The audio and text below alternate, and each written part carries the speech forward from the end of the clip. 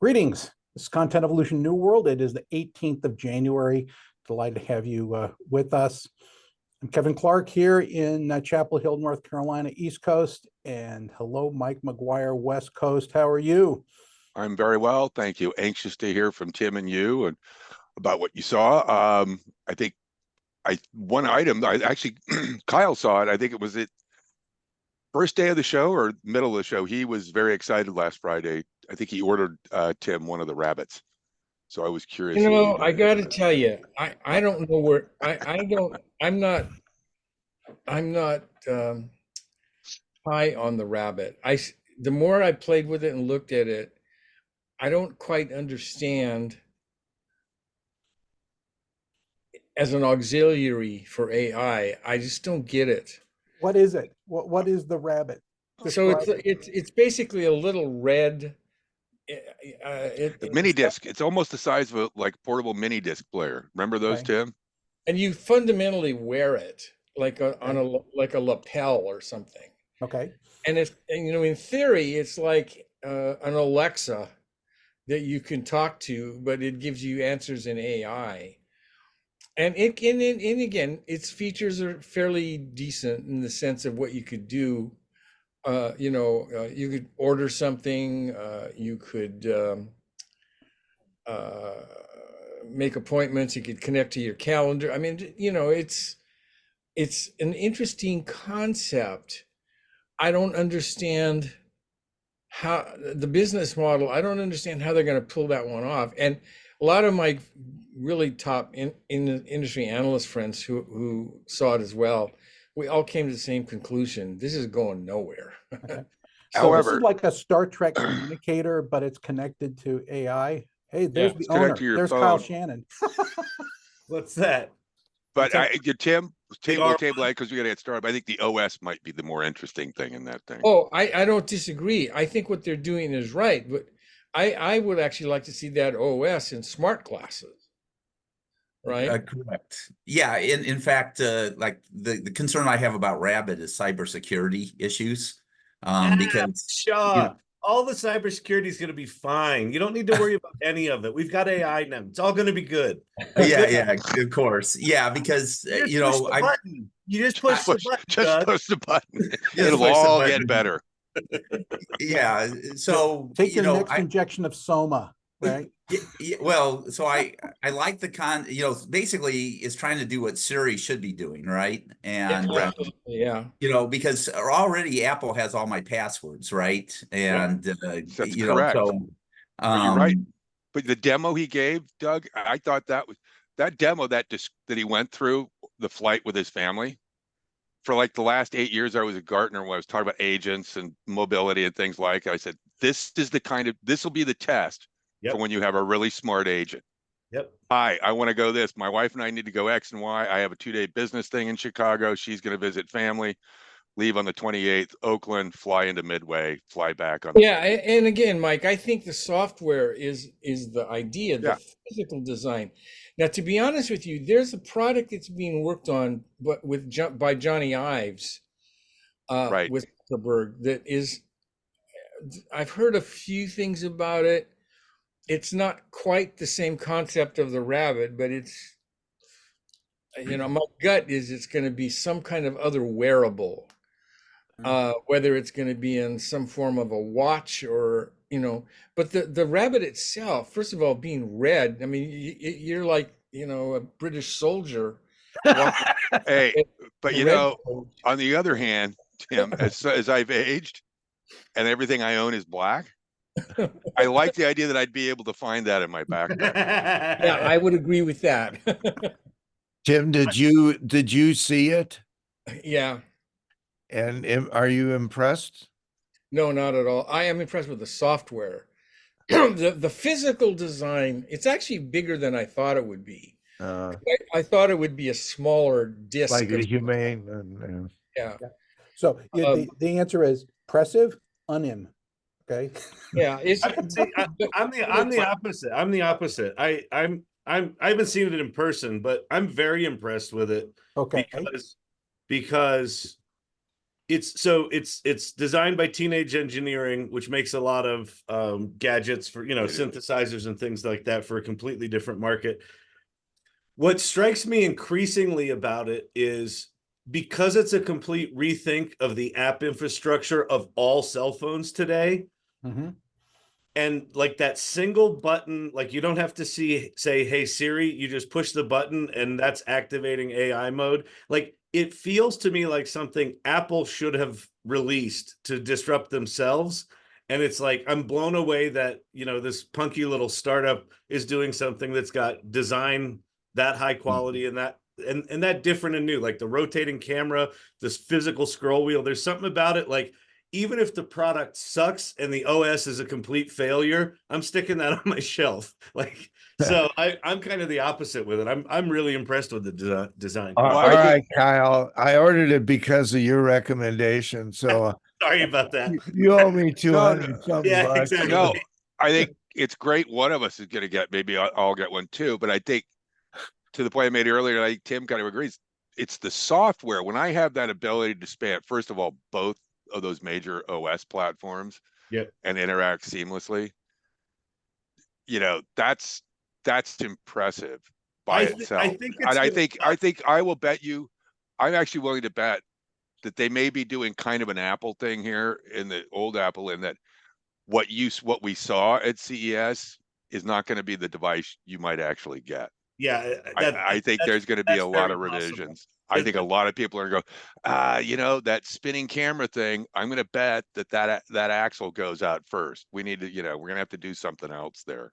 Yeah. You're going to get a Raspberry Pi, with no shell. All right. And, but if it was, because I was thinking it's kind of, looks like the size of a mini disc player from the 90s. Sure. But again, as a satellite to my phone, it's like, ugh.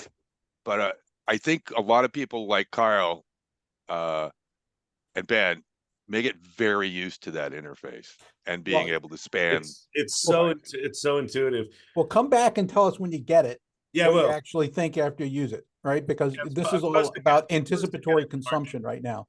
Yeah, I'll talk a lot about it. There's if you look on the main page of the Rabbit site, there's an area where it talks about the OS and what it's good for and what it's not. It's like works really well with websites, works sort of well with web-enabled apps, works like, so they're already apologizing for the OS not really working. So we'll see. I'm predicting a C+ in terms of, but if it's a C+, I consider that a win for a small company. How many of us know people who have 2 cell phones and they're not always iPhones? Yeah. Right. And I think that now that's kind of market, but they tend to be people like, us and Kyle, all of us is influencers within their circles. Right. And so if their iPhone is their work phone, their Samsung is their personal phone, that ability, now again, on the other hand, that ability to go across those devices kind of brings right to the front Doug's initial concern around security, because you have one kind of secure OS and one that's had its issues with all the forked versions. But the demo where they trained it up on how to make a Midjourney image in Discord, right? So that was, they said this is test software, so I assume it's really janky and doesn't work. But that idea of being able to go to any piece of software, train it up on how you do it visually and have it replicate that in the future, that feels pretty slick. Which brings, I'm going to go for it. Go. Sorry, I did it. That's all right. I took us off the road, Kevin. I'm going to turn the car a little bit. All right. I didn't go to CES, but Tim did. Right. So what else did you see that's interesting, Tim? I know that Mike wants to talk a little bit about some of the stuff you discussed in your panel about, what's happening in the Apple wearable world, but what else is noteworthy out of Vegas? Well, in my column I did for Forbes, I pointed out that some of the more interesting things I saw was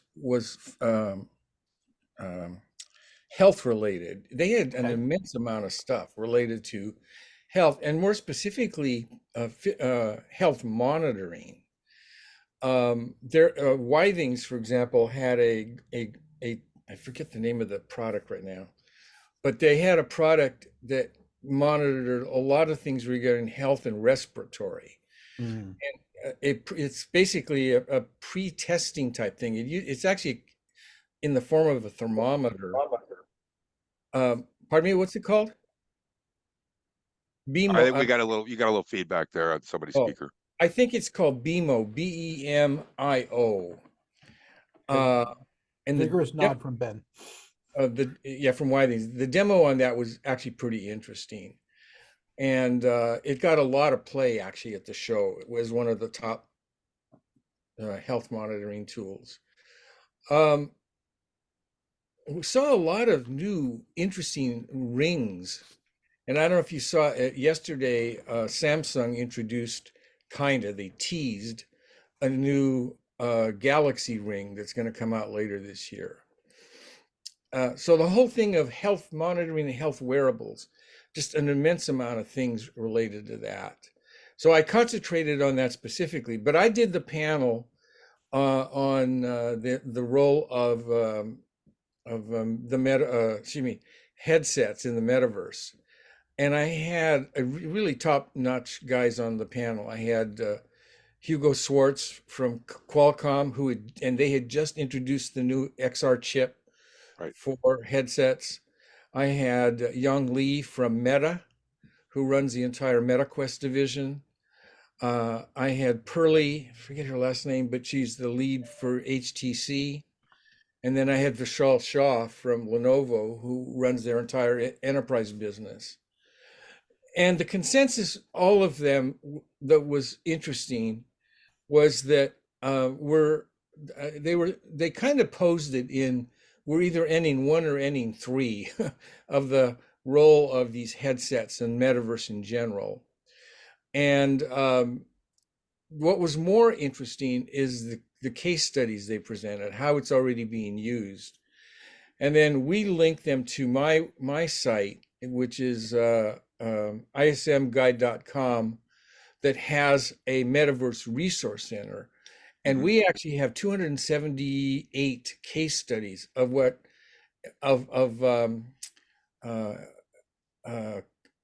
how companies are actually using VR headsets already. Significant amount of them are using it in training and onboarding. But to be honest with you, it was pretty impressive. And we had a packed crowd. The first one was mine on the actual headsets. And then afterwards, we had one of my colleagues did the panel on the case studies. And there was a guy from Siemens there. And it was shocking how many applications Siemens using, everything from manufacturing and design, and using these on actual projects for VR, using VR headsets and a little bit of AR, but mostly VR. So, in that sense, Tim, are the applications that a company like Siemens using, are they all home baked, like custom software, or are there ecosystems of software? Well, it's a little bit. The underlying architecture, I believe, is Unity. Okay. So they're building on platforms, but no, it's everything actually they're doing is custom. And he showed one demo of where they actually built out a factory floor using VR headsets. And because they actually were going to provide all the equipment for it. So they worked with the partner to build out the actual design. And I'll tell you, if I can get access to that video, I'll send it to Mike to Kevin, and he can kind of disperse it. But it's pretty impressive what they're doing. Yeah. One of the cool things about Unity that some people know, some people don't, is that in addition to it, providing a virtual environment, is it can take real-time data from an actual system and infuse it into the simulation that you're part of, right? So you could, like you were talking about those rings, right? That if it was pulling, your blood pressure or whatever off the ring, you could feed that into Unity and see it on a display, right, in the virtual environment. It's pretty interesting that you can do that kind of integration. I would imagine that's pretty helpful if you're trying to do things on factory floors and so on and so forth. Speaking of the ring, I've been testing the ultra human ring, and amazed at the quality of, first of all, it's a titanium ring, so it's extremely, indestructible. But the amount of data it gives me is so much better than I can get on any of the other trackers that I've had. I have a titanium ring, but it does nothing other than say Kevin's married. Okay, so One other, remember I would Aura? say there was one other category that was surprising, but smart glasses. X-Real had an amazing booth there, and they were putting a lot of people through it. And the people I have one, the X-Real myself, and that's getting an immense amount of attention. I have the Wayfarer as well, the Meta Ray-Ban, which, by the way, is how I actually walked around the show and took all my pictures, because it was really much, handier, because I would just go to a booth, and especially when I wanted information, and that's it. I got the picture. But my only other point was that even though my session was really on the higher end, we were really surprised at the show how many other smart glasses were at the show. It was the Ray Neo. LG had a big one that that they are part of the Ray Neo one, and there was two others. And then I got back end stuff to see new optics, new technology that use waveguides and stuff like that. I think that will actually be one of the more interesting categories to watch this year. The X-Real guys were telling me that the demand for that particular one, the new Super Pro, has been off the charts. I got one and have been playing around with it a bit. Yeah. Did you get a chance? Because I saw the announcement. Did you get to play with the Lenovo 3D screen that doesn't require any glasses? Yeah, it's very interesting. I saw it actually in Raleigh when I was there in October, and spent quite a bit of time with it. It's pretty impressive. It's an interesting technology. I mean, it's not a consumer technology. It's going to be used more for industrial stuff. Right. But yeah, it's a very impressive technology. Do you think that has the potential, based on what you know about it, to scale up so that could be a 3D wall? I don't know. I mean, the way they explained the design and the optics, I think that would be very difficult. Okay. I believe that the format that I saw was 27 inches, if I'm not mistaken. It was not large. So it actually requires you to be in a certain position in front of you had that to stand display. in front of it. You literally had to stand directly in front of it to get the 3D effect. On the other hand, it really worked. You didn't need glasses. You just stood there and you could actually see the 3D image as well. But I don't see how that scales to large screens. Okay, well, that's very, very interesting. When you look at a lot of these, we kind of have wandered into wearable devices and, here in general, and Aura, KardioMobile, all of those kinds of things are really business models that are based on you having a subscription to it, right? So that you can, use whatever it is, but it's linked to a service. And I'm just wondering, all of you, how much of this is going to be based on, hey, like a HP printer, we'll give you the printer, just buy the cartridges forever, right? Is subscription really the way that wearable is going? Yeah, and the other concern I have, going back to cybersecurity, is their model where they take some of the data to use for other purposes, right? Is that, oh, we'll give you it for free, but yeah, and then we'll sell your personal data and you'll get ads for, health, health insurance or whatever, cholesterol medication or whatever. Buy Doritos. See, it's on this little display, right? Whatever. Tim, you saw the X-Real, and you're dealing with an image that gives the illusion of projection of 300 inches, screens and so forth, and you've seen the wall projection model approaches. Do you see those converging, the quality converging on it? Do you see the quality of what was projected on the walls being deliverable? I have the X-Real Air Pro 2, and it's not ready for prime time for Oh, you. it's still an early, although it still does an immense amount of great, the content and the stuff. You know what was interesting? There were two other ones there that actually were designed more in the context of replicating your actual screen of your PC. Mhm. And there were two that were designed this way. One was actually a keyboard connected to a PC, and the glasses were connected to the keyboard. And when I sat in front of it, I actually had three big monitors. Oh, cool. And what was kind of neat about it is when you went to the right or the left, the monitors would shift. I mean, it was Right. Oh, cool. it was, what do you call it? Motion following the eyes, etc. The tracking, yeah. So yeah, so I'm looking at one screen. I just barely turn, and I can see the other screen just as well. I think there's going to be a marriage of a lot of that particular stuff. The idea that I can plug this into my laptop, one of these things, and literally do productivity by having these multiple screens. As I'm sitting here now, I have a 49-inch monitor, so I have this gigantic screen here, which I can actually do 2 or 3 panels if I wanted to. I split them, but to have that virtually and then have it clear enough that I can type and do it at productivity, that becomes very interesting.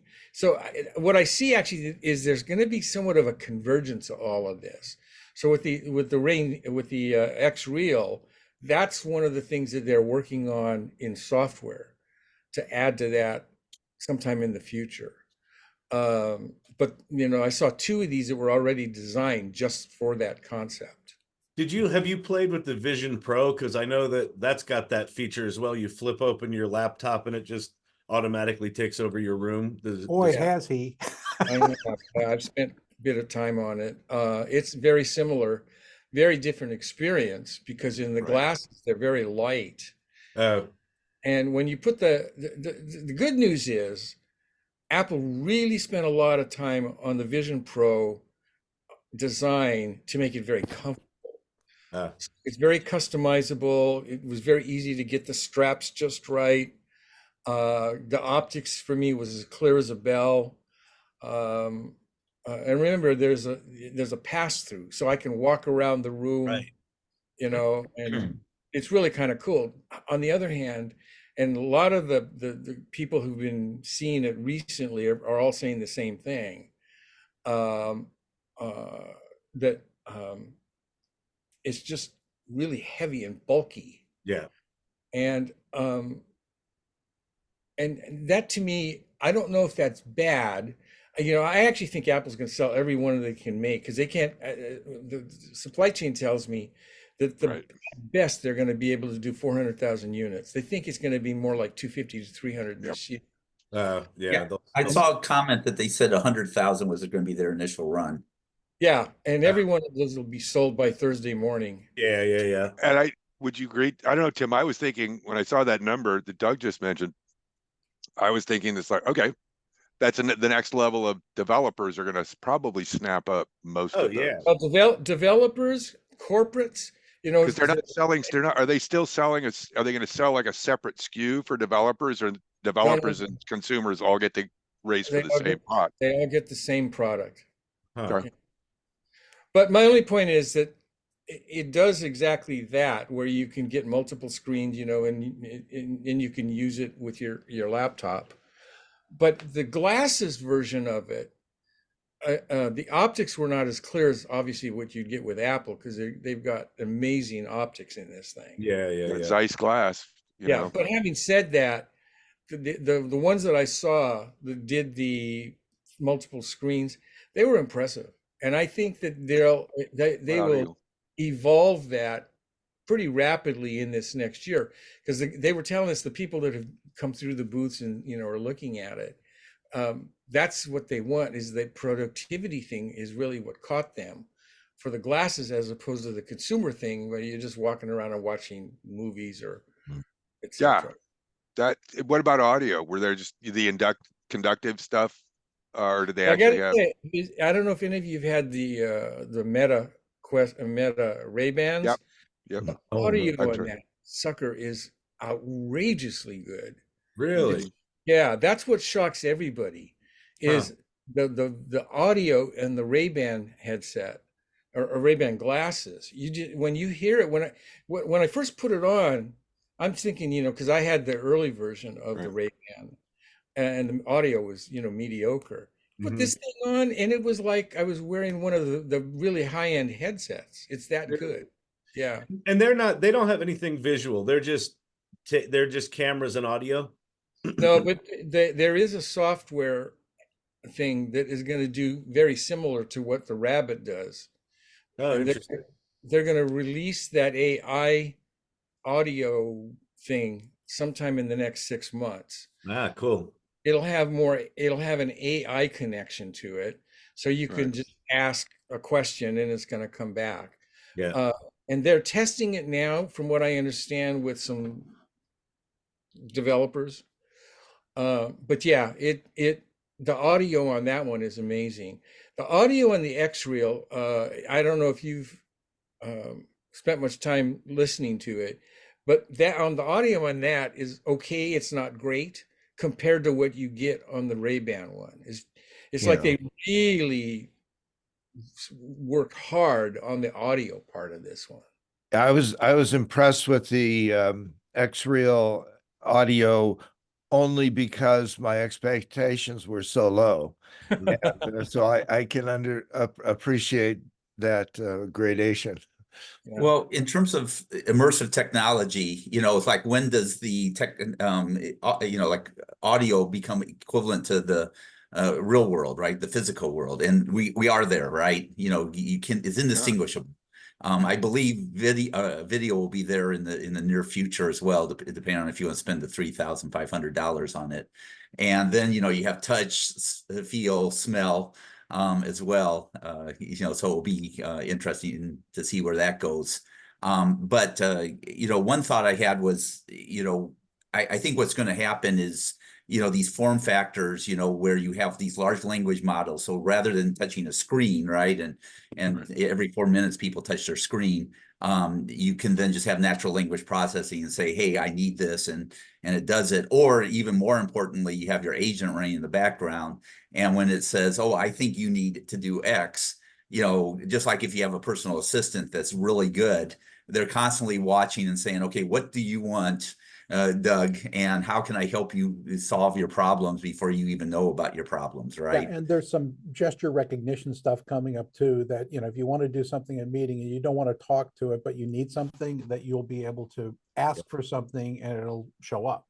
Exactly. Now, the other thing is I do think, people have glasses and they have watches, right?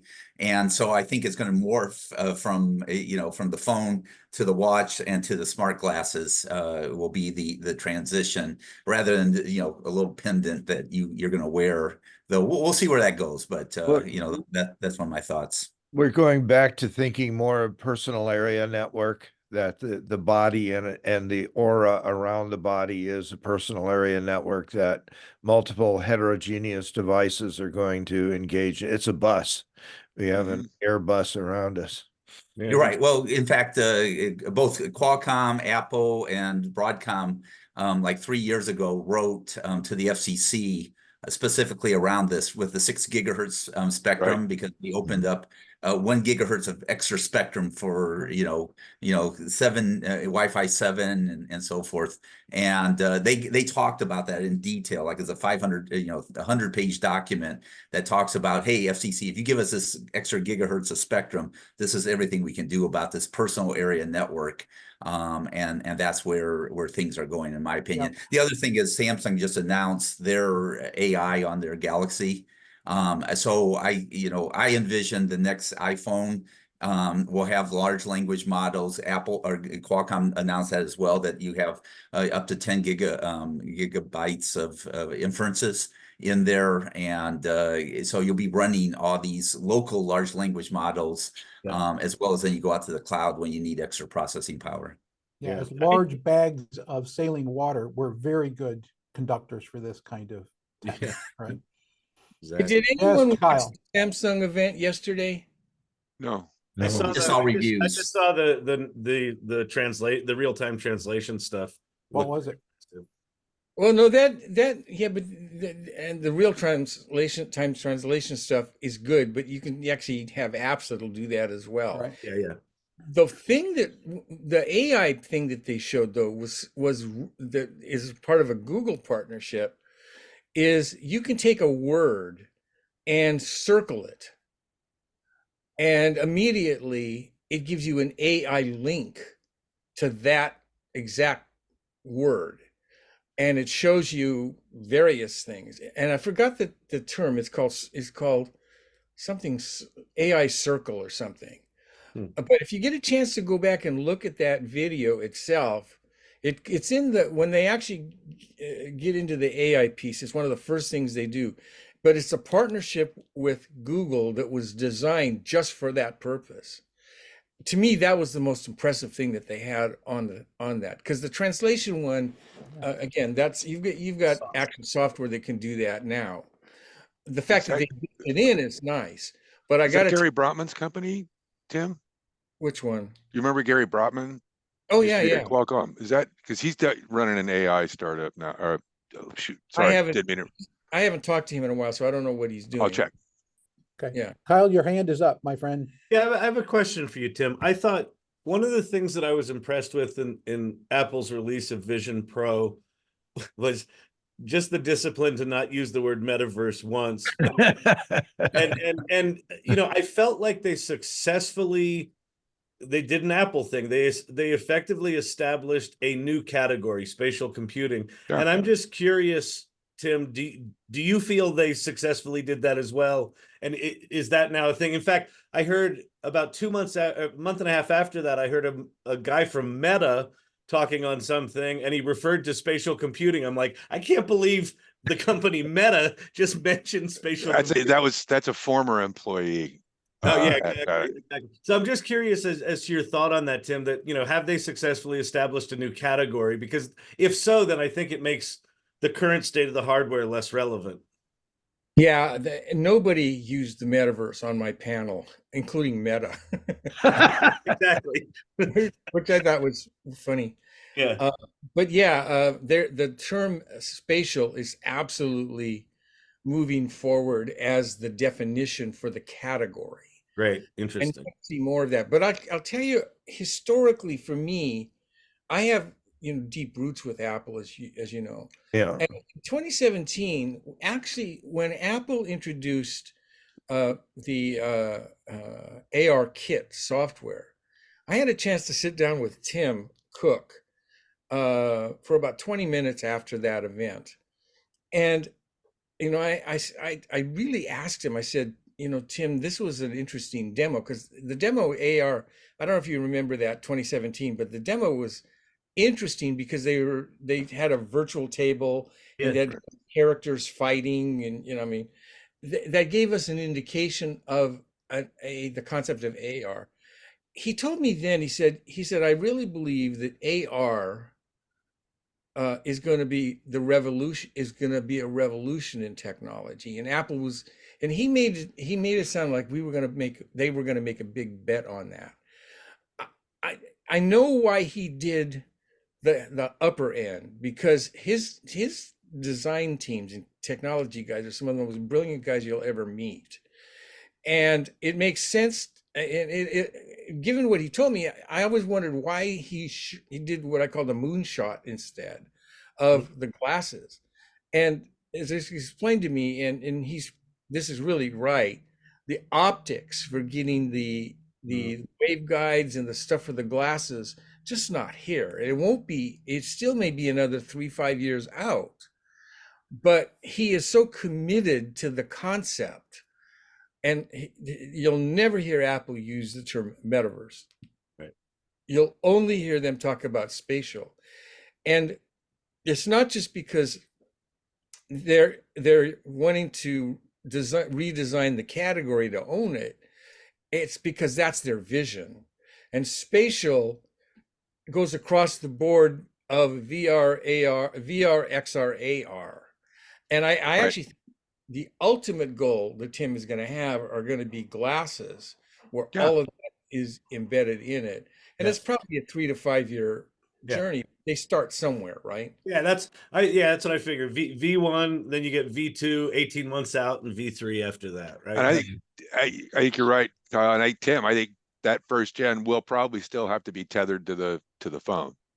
Right, first gen or two, where it's you're not going to be able to put your glasses on and walk away too far. Given what I know of the physics involved here, I'm not sure you're going to get the kind of power you need to process properly in the headset itself, in the glasses. I mean, not you can put in a headset. Yeah. And again, I'll never say never, because everything is shrinking this, fast. And if you actually look at the chip that's used in not Apple's, but in the Ray Neo and the others, they're all that Qualcomm chip. Oh yeah. Right. Does all of the GPU stuff, not the APU, not the NPU, but the GPU, right? But I really question at any time that we're going to get the technology small enough, and especially battery power. Yeah. But I think I think maybe 5 years from now that may be the case. But I do think, and this is my honest opinion, I actually think it's always going to be connected to the iPhone, because and the iPhone becomes more central because it gets not only more power, because iPhones already have the NPUs. The newer iPhones are going to have the NPUs in them as well. So I actually think that's how Apple keeps the iPhone. No, they can tail it off. They don't drop it off. No, they can tail it off and run it down like they did portable music players, which and nobody's ever really done that, I think, with hardware. So interesting. I mean, but I think you're right. That's how I was thinking as you're speaking. Well, yeah, that's how I maintain my iPhone primacy with my consumers. And a lot of people who never bought a Mac, AirBook or a Mac Pro, when they see the glasses smartphone, the iPhone combination, that may be it. And I think, more and more, Tim, I think you and I'm still starting to see how many friends of mine who are a little younger than me, most people are, but you can actually do a lot. I thought, they were mostly doing email. There's some of these guys I know, especially with the big, large Pro iPhones, they're actually reviewing code. A friend of mine showed me, he was like, I thought he was just emailing his folks at work. He's like, no, I'm looking at the code. I was like, on your phone? He said, yeah. I'm not reviewing all of it. I just, I get directed to these sections. Yeah, if I was doing that, I'd have to have a magnifying glass. I know. Well, he does do this. But he can do that in his, Tesla when he's sitting in the parking lot waiting for the kids to get done with school.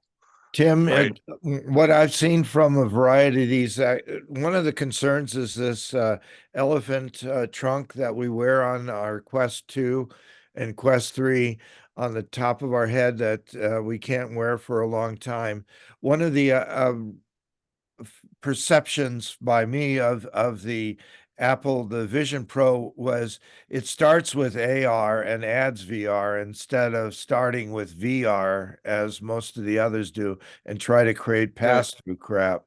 And that's a whole different approach that's going to allow it to upgrade in a wearable fashion that's really usable. Well, the AR part of it is really interesting, because one of the demos that I got is, I'm literally walking to a wall that is flat, and yet in front of me is I'm actually entering a scene in a big forest where a dinosaur is walking with me, and I'm standing right with the dinosaur. And right after it came out, and I wrote about it, I said, this may be the only way I ever reach teleportation. Because I'm in the scene, and it was staggering, that particular demo. And then they did another one. Was that Apple? Was that Vision Pro? Vision Pro, yeah. But it was approached, what was interesting, it was approached as an AR experience Yeah.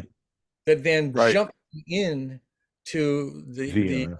the dinosaur scene. Well, I was really impressed in the demo where it was we were 40 minutes in, everything was AR pass through stuff, and then at some point they're like, and you can watch this big screen TV, and then she sort of dials out reality and dials in the mountains. I was like, that's pretty slick, right? Like, we just entered VR. They didn't say we entered VR. They're just like, you want it a bit more immersive, just twist the dial. It was like, that was pretty slick.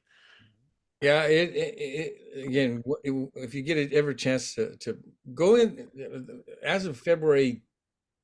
Yeah, you can go to. I think they'll have demo units in the store. Yeah, the demo. Okay. Yeah, they'll be in the stores. That's good. Yeah, wait for a couple weeks because it's going to be a long line for a while.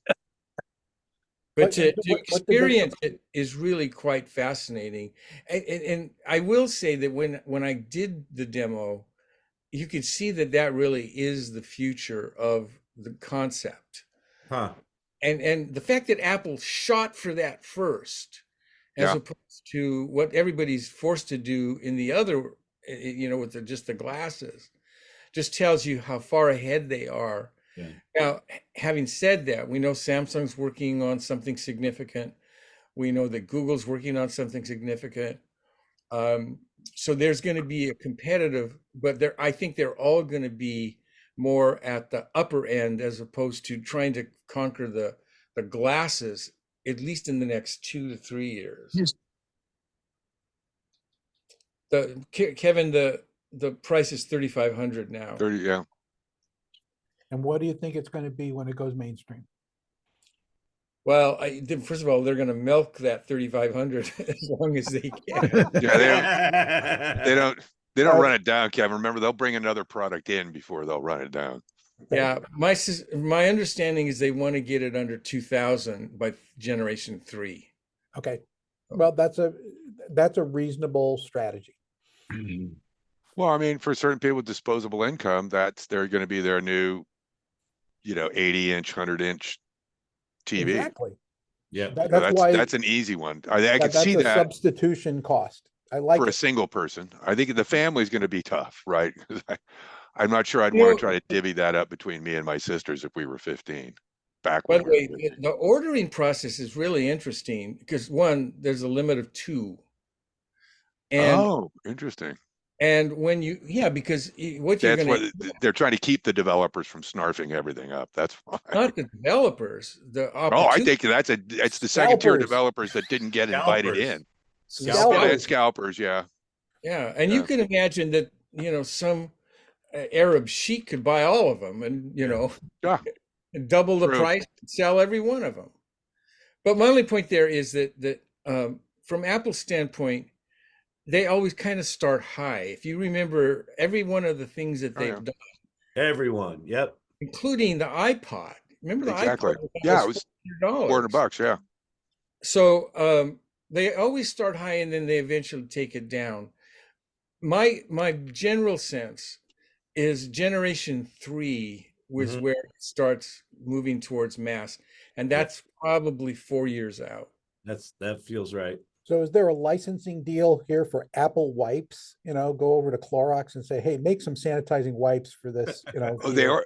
Well, I think doesn't the Vision Pro actually comes with a very special cloth and storage case to cover the lens and clean the lens. Does it? Yeah, okay. It does. There you go.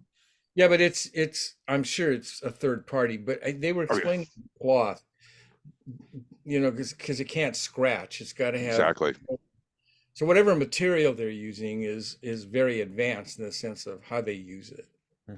It probably will have instructions. I believe, true, Tim. I think I actually, there will be instructions about it. You'll have to wash that in a special way. You probably won't be able to throw that in your into your clothing washer and dryer because the soap's too abrasive. So even liquid stuff. So I think I believe me, I'll bet, and I won't say anything to any writers I know currently. There will be a takeout story on the cloth itself. There will be a standalone story on the special cloth you have to Well, buy. by the way, just a little blast from the The past shroud. is the think pads that we made for Japan had a glossy finish. It was like the top of a piano, right? And one of the it looked cool, but one of the things that was not good about that was it fingerprinted, right? So it would eventually look grimy, and so it shipped with a polishing cloth, and they made designer polishing cloths. And even after they stopped making that particular model, they were still trading the polishing cloths. I was just going to say, I would, having worked in travel in Japan a lot, like Tim and you, Kevin, I'm going to bet they had special carrying cases for the cloth that were personalized and monogrammed. I'll bet they did. Yeah, Bet me $100. Yeah, Kevin, if you can let me have sharing rights. I was going to share a slide that Qualcomm did about 4 years ago. Why not? There you go. And and actually I have an updated version of this a year ago. But basically, Qualcomm was saying that let's turn this off. That here we are today in 2020s, early 2020s, and this transition, and then eventually 5 to 10 years from now, we'll have smart glasses. So Tim, to your point, we're about 3 or 4 more generations of chipsets from Apple, Qualcomm, having the chips light enough, small enough where you can have these smart glasses that have this immersive capability. They're 100 grams. I mean, there's studies that show that, if you're at a pound, people don't want it. If you're at 100 grams, these glasses are 50 grams. And people are very comfortable wearing sunglasses, regular glasses. 74%, I think, of people wear glasses. So, I talk, when will these metaverse arrive? And though actually I like spatial computing, so I need to update this to spatial computing.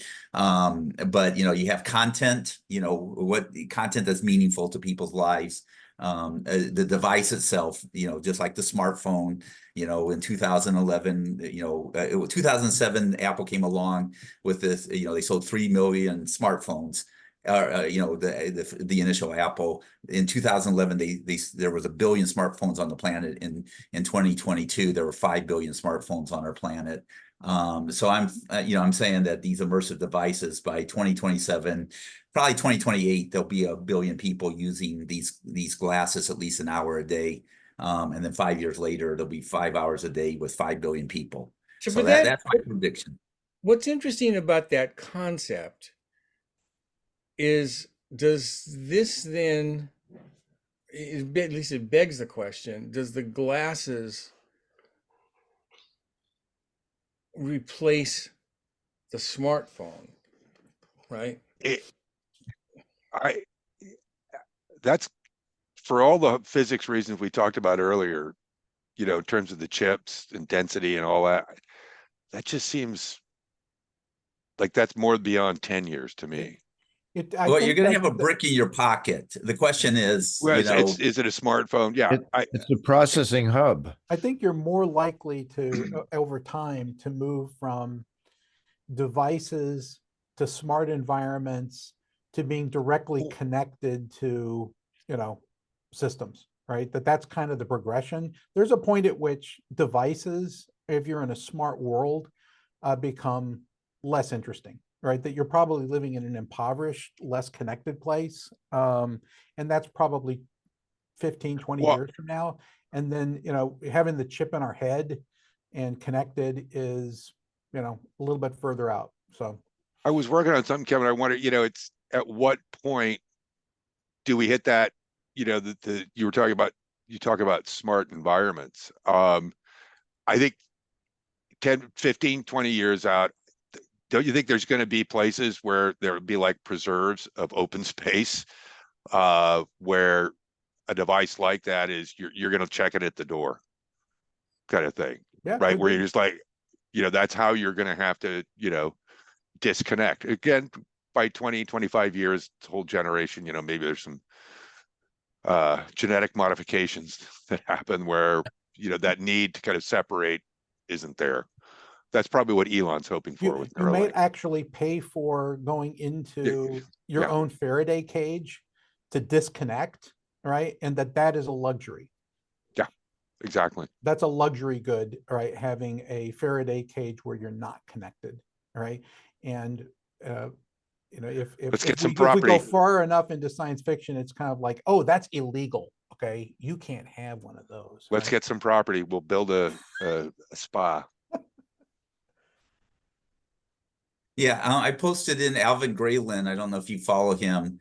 He's HTC president, vice president of China, and he does a lot of virtual reality. But here's a recent post, and he's writing a new book. It's coming out in March, and just really, I'm really excited about this book. In fact, he's going to be speaking to the VR AR Association, Generative AI group, and also this other group that we're talking to.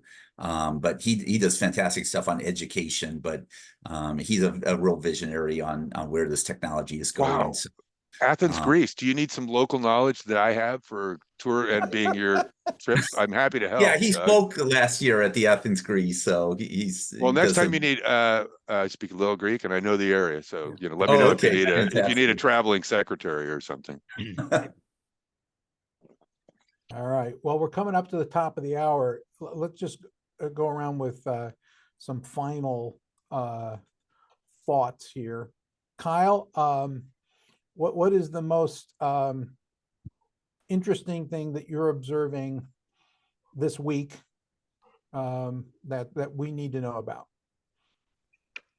I feel like we're in a bit of a lull. We're about to get deluged with breakthrough after breakthrough after breakthrough. So I'm feeling like a moment where I feel like I can actually breathe and kind of catch up and process things. I'm feeling a little space there, and I'm sensing that that's not going to last very long. All right. Well, I enjoy it while you can, buddy. All right, yeah. Doug. Oh, there's also wait, let me share one thing. I think you guys will enjoy this. There's a meme going around. I don't know if it's going around right now, but it's a meme I saw that feels very right to me. And the meme is 2023, the last normal year. Yeah, and it wasn't normal. Yeah, David Bray was asking me from from Davos, what's the word that you want to describe, and I said transition. Yeah, okay? yeah, exactly. This feels like a multiple transitions, yep. all right, are teed up, right, for exactly. the year ahead. Yep. Doug, what is percolating in your head that we need to know about? Yeah, so AI and spatial computing will transform our world more in 5 years than the internet and the smartphone did in the last 25 years. Well, there you go. That was a nice, concise soundbite. Okay, we'll get you up on the on a business show. Tim, I'm going to do a complete detour here from the standpoint of what we've been discussing. But there's a technology that's in the works, and if you write this down, the company's name is Ambient Photonics. These guys have created a solar technology that allows you to power things just from normal light. And they were actually a big hit at CES. It was the first time they rolled out. The Journal just did a big piece on them and one other company yesterday. And this is really for edge devices. But I happen to know these guys, and they're in Santa Cruz, just down the road from me. And I got the demos about a year ago, and I've been following. So this was their coming out party at CES. I got to tell you, what they're doing is really radically significant, because you could then put these sensors and these edge devices pretty much on bridges, on anything, and you never have to worry about powering, because the solar, these little ambient solar modules will power them. And again, it's very low power, But if you get a chance, go to the journal and just put in ambient photonics, and that article will come up. Take a look at that. That was, to me, one of the more revolutionary things that came up at CES. Because I think it eliminates the need for battery storage. Those provide kind of continuous, right, as opposed to completely the need for a big separate battery you have to gather or direct feed it into the grid. Especially just for, again, it's light sensors that are giving you data, and it was, believe it or not, it was somewhat the Department of Energy was behind some of the early funding on this. The government saw real opportunities from the beginning, and then I think some military guys got involved with it as well. But that's an area the idea of ambient light being the power source for solar is a big deal. That's really cool. All right, Ben, what's your sound bite for us as we wrap up? A couple of things come to mind. The cycle of consolidation and then distribution that we've had throughout our ages as we go to PDAs and consolidating, functional consolidation, and then dissolution and distribution come to mind. And reflecting even on the olden days is that this audience recalls in the S100 bus, when you create a bus architecture that we can connect heterogeneous devices. As we go into that notion of the PAN and personal area network for the individual ecosystem, that whatever is engaged and engageable, not only by the brain itself, but by themselves, the things networking in our ecosystem, comes to mind as we start breaking these things apart. The centralized role of the phone starts breaking up, and we'll be getting into an interesting environment with an aura of a network that is around the individual that allows configuration and caprice, if you will. That'll be interesting. Well, that is going to be interesting. I'll throw in like in Back to the Future, that we're seeing enough progression and advancement in fusion, right, becoming that we can sustain a reaction that our grandchildren's grandchildren will have a Mr. Fusion right at home, right, powering their house, right, and that will lead to an era of abundance that we can't imagine. Mike, you have the last word. Well, you guys have all spoken so eloquently about the technology. I'll say in the next 5 to 15 years, a test that's going on in the state of Maryland right now by what are the Department of excuse me, not transportation, finance department, commerce for the state is working on the first deployment of a GBI for single mothers. And you're all like, oh, socialism, Mike. That's not what's important. There is that's going to be showing a model, because I don't believe that's what welfare for life. Right. We're all going to be, especially folks that are younger, it's going to be going through major transitions, not that are driven by technology, but have pretty real world practical effects. Most of them pernicious for a lot of folks. And as I said, this isn't going to be welfare for life. It's not what it's designed for. It's transitions. And I think to me, that level of policy and that type of policy is going to be something we have to keep an eye on, because many of us know folks who've had great careers in the kinds of fields that are going to be ultimately disrupted. I have a friend of mine works for global construction. He built a lot of the stadiums. If you go to baseball or football stadiums, he was the project manager. He retired at 52. Not that he's hugely wealthy. A lot of what he does is in fact can be automated. And he saw that a long time ago, because he's not a guy who puts stuff together. He estimates. And that's, I think, an interesting example at one extreme of where we're going to have to help our population along with transitions. And I went too long. Sorry, Kevin, go ahead. No. I was something popped up on my screen. I needed to click on it to get it to go away. So great call today. You should really start paying for your broadband, Kevin. Those ads will stop popping up. I know it. Actually just pay for it. That's why I have two services into the house, right? Because, you know, if I'm late on one, the other one keeps going. NASA redundancy. That was something, that was a great lesson working with those folks. Thanks for everything that you do. We will talk to you next week, and everything you do, be intentional, folks. Cheers. Take care. Yeah. Bye all.